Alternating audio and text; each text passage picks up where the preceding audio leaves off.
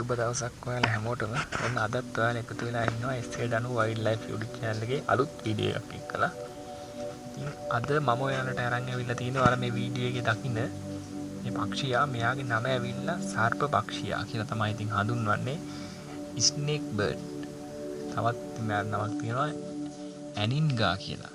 ඇනින්ගා කියන නම ඉතින් සාමාන්‍යයෙන් පාවිච්චි කරන අලුයි සර්ප පක්ෂියා කියන නම තමයි හඳුන්වන්නේ ගොඩක් වෙලාවට. ඉතින් මේ පක්ෂියාගේ සාමාන්‍ය විශේෂත්වය බැලුවොත් මෙයාගේ බෙල්ල පොඩ්ඩක් සිහින් බෙල්ලක් තියෙන්නේ.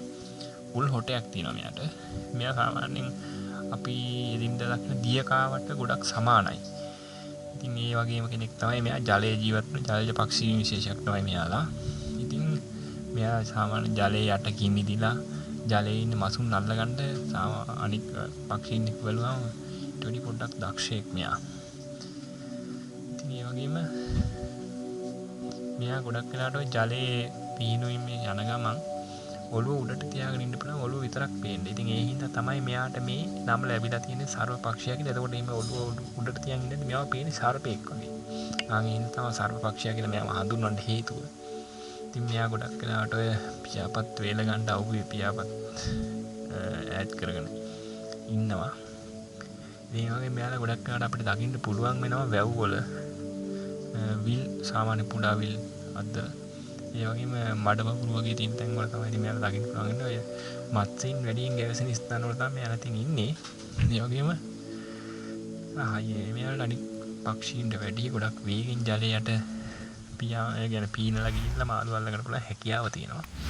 මෙයාලා සාමාන්‍යයෙන් ඉතින් ගැවසෙන්නේ රංචු වශයෙන් ගැවසෙනවා ටිකක් අඩුයි. තනියම තම ගොඩක් වෙලාට ඉන්න කැමති මෙයාලා. ගොඩක් අපිට දකින්න පුළුවන් මෙයාලා විල්පත්තු වගේ වන උද්‍යානවල මෙයාලා දකින්න පුළුවන්. ඉතින් මට නම් මෙයාව හම්බුනේ එහෙද නෙවෙයි. මම අපේ ගමේ තමයි මෙයාව දැක්කේ පොඩි වැවක් ළඟ. ඉතින් මෙයා ඇවිල්ලා ඉන්නවා. දැන් ඔයාලට පේන්නේ මේ වීඩියෝ එක. ඉතින් මේ වීඩියෝ එක හොඳයි නම් මේකෙන් දෙයක් ඉගෙන ගත්තා. මේ වීඩියෝ එක තව කෙනෙකුට බලන්න ෂෙයා කරන්න කියලා මතක් කරනවා. ඒ වගේම මගේ YouTube channel එක subscribe කරලා මගේ Facebook page එකත් follow කරන්න කියලා හැමෝටම මතක් කරනවා. ඉතින් මේ වගේ පක්ෂියා මේ වගේ කෙනෙක් ඔයාලා දැකලා තියෙනවා නම් පහලින් කමෙන්ට් එකක් දාන්න කියලා මතක් කරනවා. ඉතින් එහෙනම් අදට ගිහින් එන්න ඔයාලා සියලු දෙනාටම සුබ දවසක් ජය වේවා.